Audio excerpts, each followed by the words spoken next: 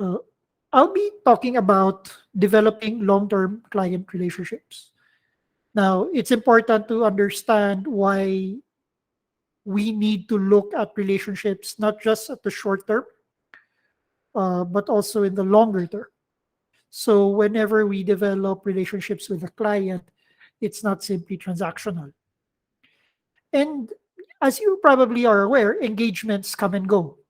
Uh, with a client, you can have multiple engagements, but each engagement, they're like projects. They have a fixed start, they have a fixed end, so they come and go. But relationships, they can continue for as long as the consultant works in consulting. So, in a way, it's like forever. If you're going to live out your career as a consultant, I mean, that's pretty much what's going to be expected from you as relationships go. But projects, engagements, they're short term, they come and go. And relationships are essential to any client centric consulting. As without a relationship, you will not understand the client's issues and needs. It makes sense because in order for you to be in a position to credibly provide a solution to a client, well, the relationship has to be there from the get go. And having a wide set of relationships is actually essential to your success as a consultant. So, consulting is reliant on relationships. And as has been said in other times, what's important to a consultant is not just delivering the solution, but really taking care of the relationship. Now, let's start off with the idea of how relationships are to consultants. I mean, what's the value of relationships to consultants? Well, take note that relationships, they're not end in themselves, okay? But they are like the fuel that nourishes a consulting business. And as you'll probably realize, relationships are taken for granted easily. You can take these things for granted. Naturally, in times of success, relationships assist consultants and consultancies to maximize their revenues. Definitely, business, if things are doing really well, then having lots of relationships will actually provide some advantage, not just to your survival, but to your market dominance, if you will. And in difficult times, in moments wherein it's so difficult to even have any business or any form of engagement with anyone, well, relationships are central to keeping consultants busy. In fact, if relationships are nurtured during difficult periods, they actually position the consultant for greater success once the difficult periods pass and then move on to boom times. So, the starting point of all consulting engagements is identifying all possible consulting opportunities. Now, how does that work? Well, to know that a customer has an unfulfilled need usually requires you to be in dialogue, to be having some interaction with the client. Okay. And you are much more likely to be in dialogue with a customer you have a relationship with. This seems obvious, right? You're not going to have any relationship with a client, okay, if you're not going to really try to develop something with that client. Furthermore, you can't really position yourself to be a solution to their problems if there's no relationship in the first place. And this is something commonsensical also, especially from a sales standpoint. Nobody's going to buy from you, okay, if they don't know you, whether they have a relationship with you or not. If they don't know you, then there is no incentive for them to actually buy from you. Okay. You avoid all the problems of cold selling. So cold calls, cold selling, out of nowhere, you get, let's say, a phone directory, you look for the numbers, you start calling those numbers one by one. That's cold calling. You don't want to go through that because chances are, uh, whoever you call, okay, through that method, there's always that 50-50 chance that they'll probably not get you or they'll get you. Okay. But if you already have a positive relationship with a potential client, then the odds really skew in your favor. Okay. It's not going to be 50-50. And definitely, if you are having a really, really strong and good relationship with that client, then you understand the proposition that you are going to offer to that particular client. Okay. And relationships, as can be implied, it can be both ways. If the client is very confident in that relationship with you as a consultant, oftentimes you don't really have to be the ones to approach them. The clients can just simply call you if ever there's a problem that needs to be resolved. So there are those advantages, right? In having to make sure that you have those good relationships intact. Now, consulting opportunities, well, they don't happen all the time. Okay. And it's not as if that if a certain client, whether you have a relationship with that client or not, it's not going to be always that they'll pick up the phone or send an email to a possible consultant. That's not really going to happen. And opportunities, they develop over time because opportunities are not clearly scoped out the first instance that you've identified the opportunities. So an opportunity is just that, like it's just an opportunity, but you really have to develop that further and really understand whether that opportunity is fit for you or whether you'd want to pass it up and perhaps give that opportunity to somebody else. Okay. Now, relationships enable you to maintain an ongoing dialogue with your clients because there is this passing of time as regards opportunities. Okay. It's not going to be like point blank that at this point in time this is opportunity exists, okay, then I go ahead and engage a consultant. That doesn't happen that way. The relationships, on the other hand, helps you nurture and solidify and firm up that opportunity as a possible engagement. Okay, so that ongoing dialogue, okay, is possible if you have a relationship with a client. So you can be involved as opportunities unfold and consolidate from simple, vague ideas into eventually clear concepts. Now, if the relationship is very positive, uh, chances are it will make your selling, it will make your pitch easier. Okay, and in fact, this is how the great ones really achieve. They don't simply become successful in selling simply because that the strength of their product is really high or the strength of their solution is well established.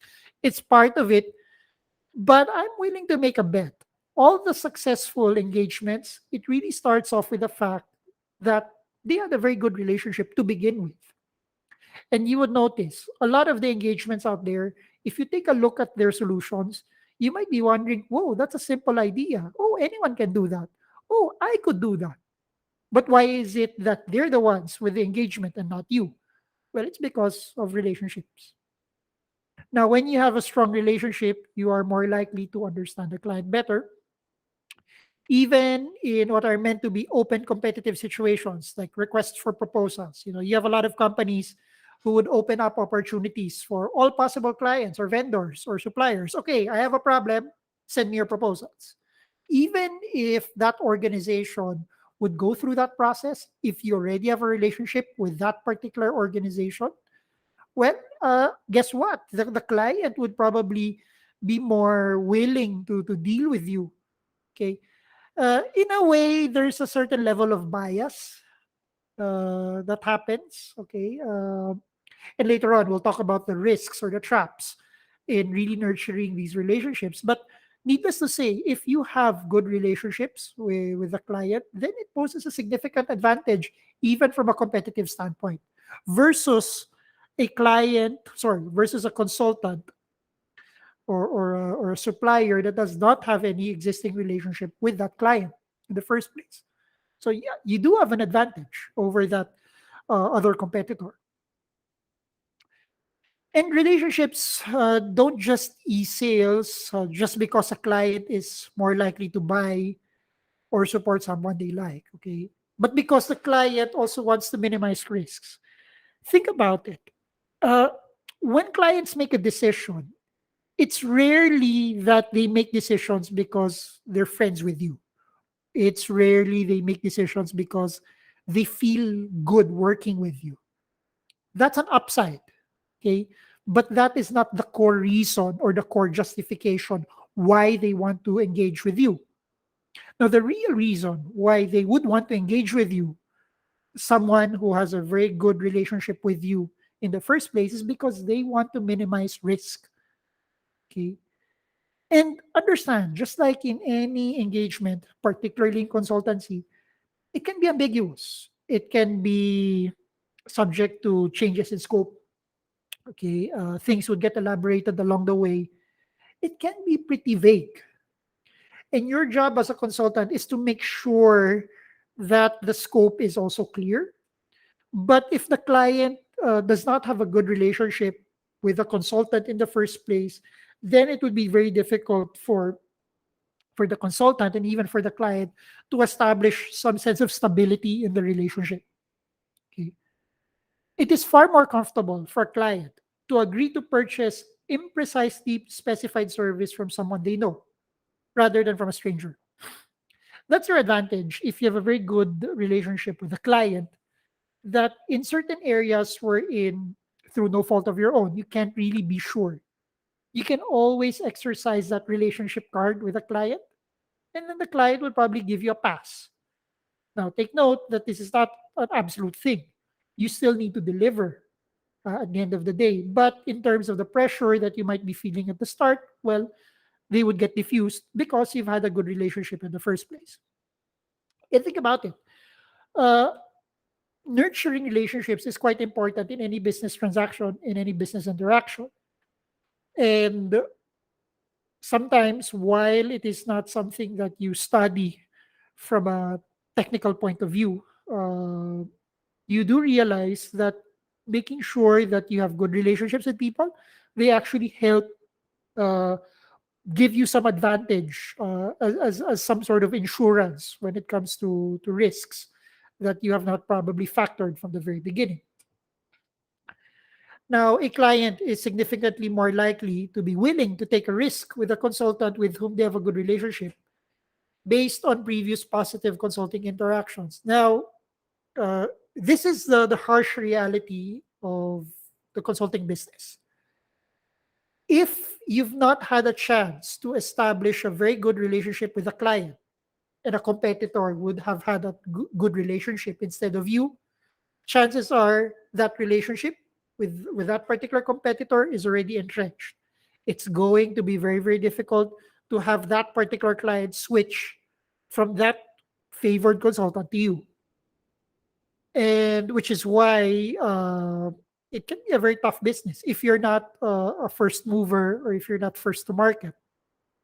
Uh, which is why in areas wherein there are no clear relationships established, it's important that you really try to corner the market and establish the relationships as soon as possible. Because once you have that relationship with a particular client, well, it becomes a virtuous cycle. Okay.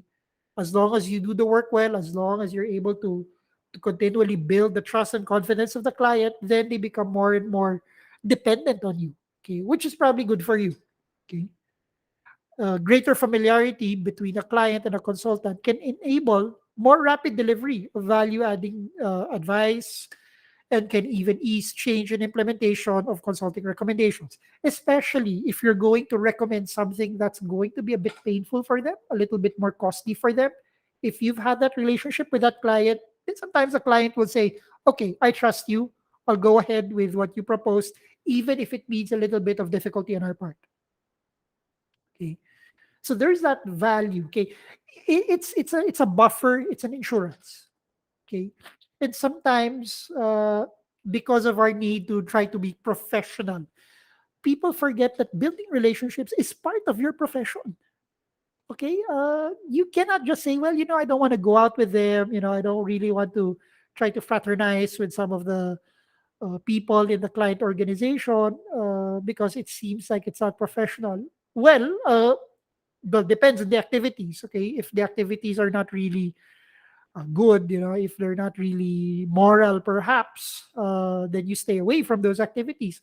But if it's just a matter of perhaps a few lunches here and there, dinners with a big group, or maybe some team building activities, well, these are small things that helps in building the relationships. and one should not shy away from those activities.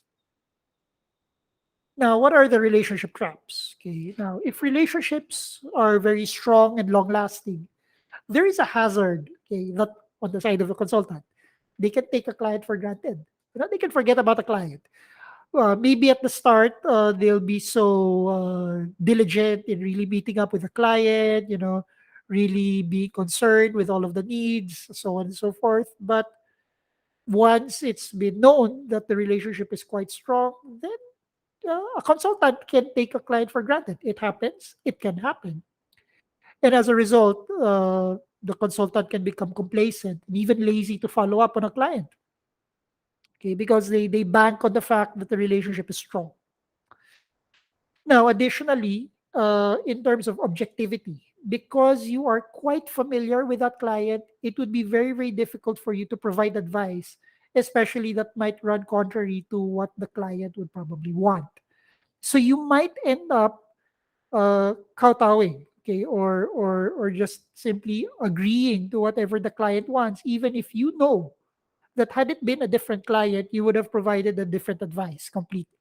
Same conditions, same parameters, okay, but because the client has a different opinion, a different take of the matter, you would violate the integrity of your consulting soul to just go ahead with what the client recommends, right? Only because you'd want to save the relationship. That can happen. You might be faced with a situation wherein you would want to recommend something to a client that runs contrary to what the client really wants, but you wouldn't really want to go through it because you value the relationship. There are times that preserving the relationship would be important, but there are times that, especially for the safety and the survival of your client, you might have to run against them. You might have to propose something that contradicts to what the client is really recommending. Now, also another trap to look out for is that because you are working with a client, okay, and you have a very strong relationship with that client, you might gravitate to that client very often to the point that you ignore trying to build newer relationships. You're comfortable, right? This client is with me all the time. I'm happy making money with this client. It's not much, but I'm happy with it. Okay, there's that risk. Okay, if you deal with one or just a few clients, okay, you would tend to lose also your skills in consulting. But it is also a commercial risk, especially if the client, for example, becomes bankrupt. What are you going to do now? Your client can't pay you anymore, right? So unfortunately, these are the times where in relationships, while they're good in themselves, that's not going to save you as a business, okay, in the consulting profession. I mean, you also have to look for other relationships. So while relationships are good, you have to understand the pros and cons. Okay, there's an advantage to making sure that you have a good relationship with your client, but there are risks also in trying to be excessively dependent on the relationships with existing clients. Now, as we've already said a while ago, it's good for us to really diversify, right? Really look at other possible potential clients. So, which is why it's also important for us to learn how to develop networks. Okay. Now, a consultant should always have a wide network of relationships of varying intensities. Okay. You'll have clients that are really strong in terms of relationships, but you may have contacts, not yet clients. The relationship might be weak, but they could be potential clients in the future. You never know. So, what's important is that you really try to look at it from a systems point of view. You don't really look at it from an individual client's point of view all the time, but we look at it as a whole network, right? Now, the ideal relationship is strong enough for a client to trust you and share information, problems openly with you. But even those connections that are shallow, that are weak, they can be opportunities also for you to grow in your consulting business. So it's not good to simply ignore them because they're shallow or weak. right? You need to find a way to actually try to nurture those types of interactions. Now, relationships form networks, okay, and generally the larger the network, the better.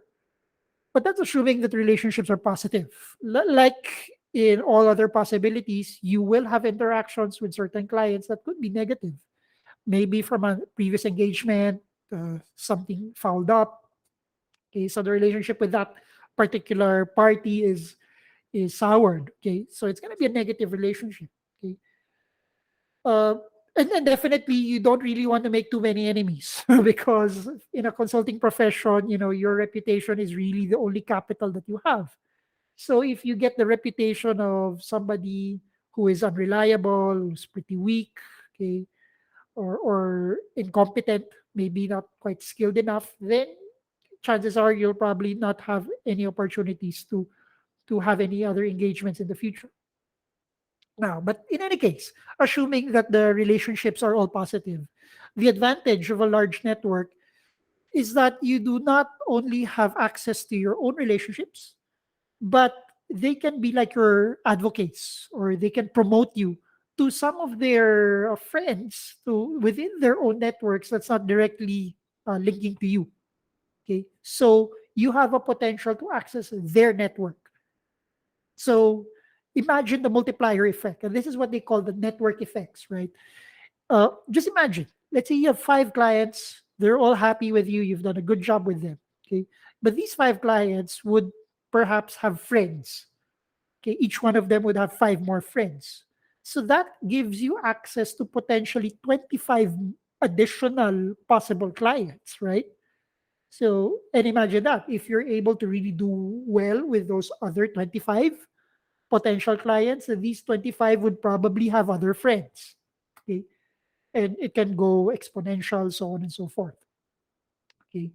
Now, of course, this is predicated with the notion that the relationships are positive. Okay. I mean, if there are relationships that are negative, then you can expect the negative effect, right? The inverse effect. I mean, they might even close out possibilities from you. Okay. You will not have access to certain people already because you've had a sour relationship with one of the clients. That can happen. Okay.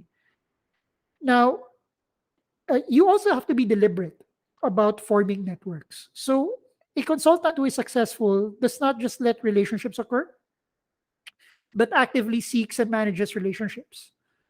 Okay, the consultant should identify people who could be valuable to have relationships with and targets them.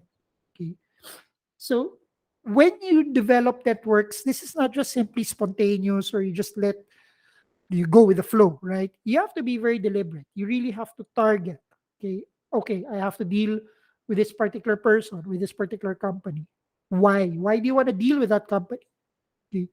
So you really have to understand the value of dealing with that specific party, that specific company, with your entire network in mind. In any case, the aim of every conversation with someone in your network should be to ensure the door is open for future conversations. Okay. So make sure that you always leave on a positive note. Things are okay. You have an amicable relationship with the person you're dealing with. Okay. And make sure that, well, at the end of the day, in all of the relationships in your network, they have to be positive. Now, truth to be told, that is an ideal setup. Okay, as it is, and this is part of human life. Not every relationship will always be positive, but yeah, you just have to roll with the punches. Uh, Try to really identify which ones can be salvageable, okay, or which ones can be worthwhile dealing with. But overall, uh, as a matter of principle, make sure that all the interactions that you have in your network will always be positive.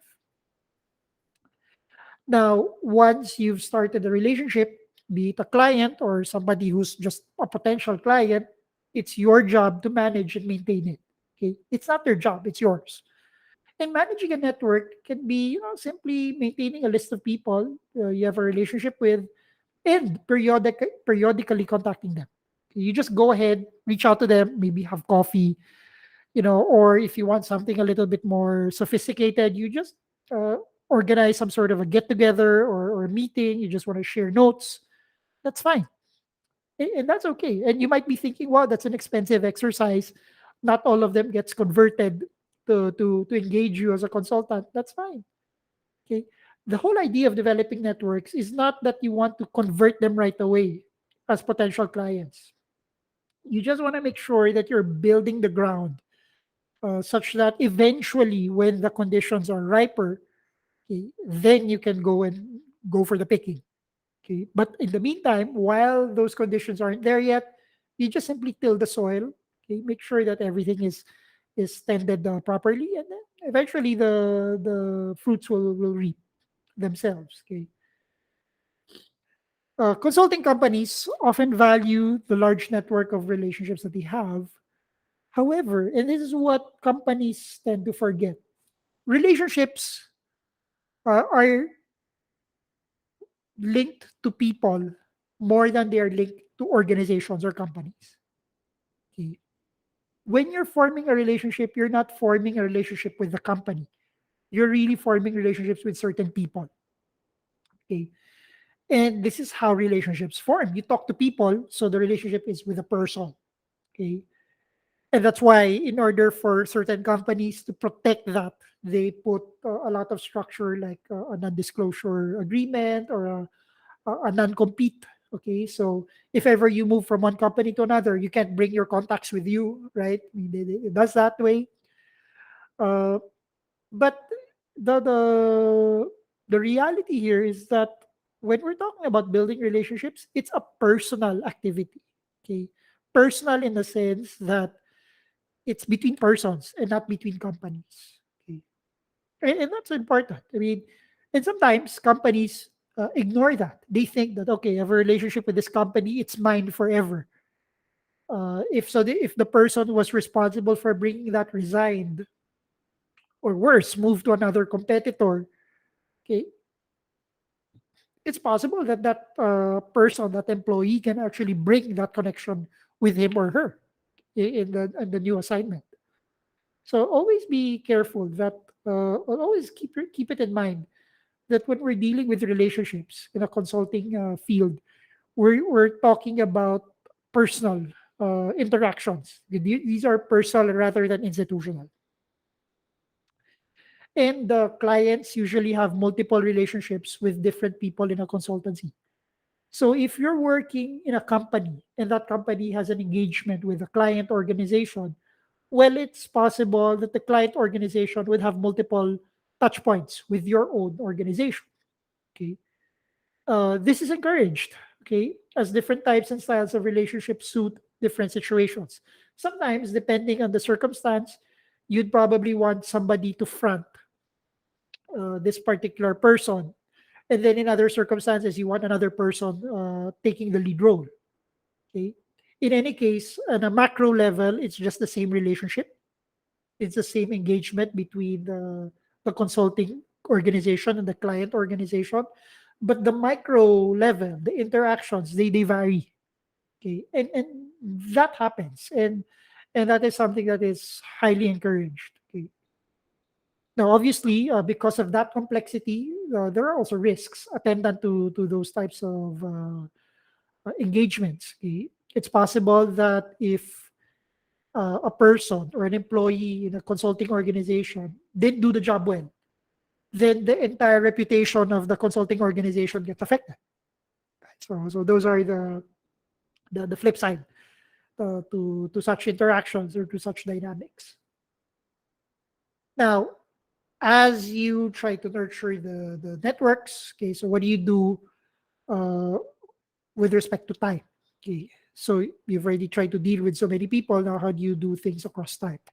Now, relationships are created by your behavior and the perceptions of this behavior of the person you're interacting with. Okay, so it's not just a one shot deal. Okay, it's not just like I make one move, that's it, end of story. Okay, there's this term that's been used back in the 80s that has been recently popularized in pop culture, so to speak, that idea of the infinite game. So when you're dealing with long-term relationships, this is really like an infinite game. You're not out there to win. Okay, winning presupposes a finite game. Long-term relationships presupposes an infinite game. A relationship builds from the way you communicate and your client's experience with interacting with you. So that recurring dynamic is what's important, okay, to focus on when we're dealing with long-term relationships. So it's not enough that you just deal with this client or with this person just once and that's it. You can forget about it. No, they have effects. They have consequences in the future. Now, the starting point of a relationship, of any relationship, is the first impression. So definitely, you really want your first impression to matter the most. That's why you prepare, especially if you're dealing with a potentially new client. Okay, you want to bring out all the stops, right? You really impress, you dress well, you prepare your presentations really well, you try to accommodate your client's quirks at the moment, okay? And this helps form an impression about you on the side of a client. Now, sometimes things don't go well as expected, so you could probably have a poor first impression. Uh, Even if you have a poor first impression, in a way that's okay, that's still salvageable, but it's hard work. So in order to avoid the difficulty of having to repair a first good impression or poor first impression, you want to have a really, really good first impression off the bat. Another thing to look out when it comes to developing long-term relationships is how the communication happens in that relationship. Okay? Remember, communication is a two-way process. So it's not just a consultant saying things, or blabbering about here and there. Well, it's a dialogue. The client has to talk about something. Okay, you have to talk about something, and there's going to be an interchange, an interaction. And it's important uh, to make sure that whatever it is that you communicate to the client and what the client is communicating to you, okay, that's important in establishing that good dynamic with that client for a longer period of time. Now, as time passes by, you have to understand that the conditions aren't always the same. Okay, you must adapt to the situation and judge what is appropriate to each occasion. Okay, now there are social rules, there are customs, perhaps on the side of the client that we all adhere to uh, in having any form of interaction. Now, another factor that will influence your relationship with clients over time is the consistency of your communication. So it's also important that you're consistent with them, that it's not always ad hoc or you do things out of whim, but it's something that's really deliberate. Now, obviously, when time passes, communications can change over time, but okay, the change has to be gradual. The change in communication shouldn't be abrupt. Remember, communications are just like the vehicle for you to actually reflect the trust and confidence of the parties in that relationship. Okay, and in that sense, being sincere and being trustworthy, that's important to any consultant. Now, lastly, we go to how do we select clients. So now that we've learned how to establish, uh, good relationships, we know what's important for a good relationship. Uh, Now we go to that idea of selecting the clients. Now, the fundamental reason why long-term relationships are possible is because as a consultant, you are providing what the client perceives as a valuable service. In the end, the client has to agree to himself or herself that, okay, you are actually providing something good to me. So I will agree to you. Okay. Now, consulting is not a service that can be provided without also the involvement of a client. Okay. So at the start of this lecture, you have to understand that we're dealing with a relationship. And relationships, all the parties in that relationship matter. Okay. In this sense, consulting, being in a relationship, it is a highly interactive service. Now, there are many characteristics of a good client. So you're a good sampling of them. Okay, obviously, a good client must be willing and able to buy your service. So they need to have money. I think that's important. Okay. They also need to want your service, right? They have to admit it to themselves that, okay, I really need your service. Okay. And there is little point investing effort in developing a deep relationship with someone who will not never have any need for your services. So, you can detect that, right? You can detect that if there's that feeling that they're gonna just accommodate you. They're doing this because they want to try you out. So if ever you have that possible client, then maybe it makes sense perhaps to pass up, or maybe not really give your full strength to that client. Perhaps maybe there's that possibility. Okay, but definitely if the client is not really excited about you in the first place, then I mean, why on earth would you want to spend so much effort for that, right? Now, good clients are also responsive to invoices and pay them within the agreed payment schedule. So they're the good payers, right? Good clients also make appropriate demands upon consultants. Now, I mean, it's one thing for clients, just to be very passive, but probably you don't want a passive client. You want to have a client who's alive, okay? But when they make demands, they're also reasonable. They won't give you like horrendous demands that to the point that there's scope creep, that they probably won't give you an opportunity to charge you a little bit more for that, even if it's within reason to do so. Okay, so you'd want clients that, okay, they can be demanding, but they're not. They know when to make the demands. Okay, but good clients also limit changes and additions about the engagement or about scope creep. You don't want clients to adding here things in there, with the original agreement.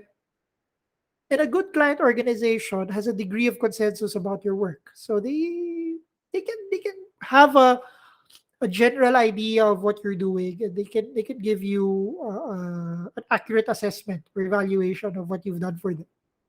And you do not find yourself constantly given contradictory instructions by different members of client staff. So there's that risk that one team, the client organization, will tell you XYZ, but then another team would probably tell you, no, don't do XYZ, but do ABCD. Okay, so who are you going to agree with? Okay, they're just working in the same client organization. So obviously, that's not a good client to deal with, right? Wherein you have conflicting requirements. Now, seek out a variety of relationships and do not expect every productive interaction to lead you in gaining a new friend. Okay, so in as much as we want to be positive with everyone, as much as we want everybody that we deal with to be our clients, well, that's not always the case. Some doors are open, some can be opened, and some stay closed. So I think we need to accept the fact that uh, in as much as we try our best to have a positive relationship with everybody, not all of them would be our clients. And therefore, just be discerning. We choose the clients who open their door and allow you to develop a productive relationship with them. In that case, you won't feel bad. Also, you can be effective and efficient with the use of your time and resources. And in the long term, you can be a credible consultant that eventual other future clients would look forward to dealing with you. So that's the end of this particular lecture on developing long term client relationships.